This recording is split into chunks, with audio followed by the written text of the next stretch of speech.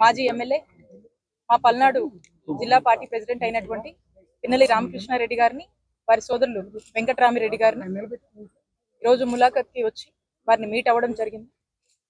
వారు బాగోగులు అడిగి తెలుసుకోవడం జరిగింది. వారు లోపల ఎన్ని ఇబ్బందులు ఉన్నా కూడా ధైర్యంగా ఉన్నాను అని చెప్పడం జరిగింది. అక్రమ కేసులో స్వయాన పల్నాడు జిల్లా ఎస్పీ ఆ రోజున జంట హత్యలు జరిగినాయి.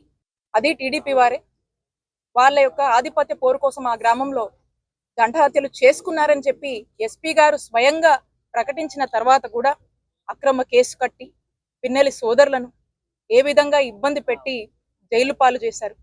ఈ రోజుకి 61 రోజైంది లోపలుంచారు ఈ అక్రమ కేసులు అరెస్ట్ చేసి.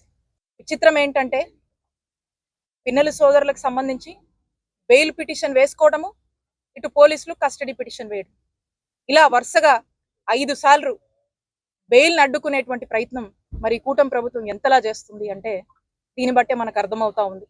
మాకు నమ్మకం ఉంది, పిన్నెల్లి సోదరులు ఎటువంటి తప్పు చేయలేదు. ఇది అక్రమ కేసు, కావాలనే టార్గెట్ చేసి మరి వీళ్ళను ఈ కేసులో పెట్టి ఇబ్బంది పెట్టే ప్రయత్నం చేస్తా ఉన్నారు. భగవంతుడు ఉన్నాడు, ఖచ్చితంగా వీళ్ళు దీంట్లో క్లీన్ చిట్ గా బయటకు వస్తారన్న నమ్మకం.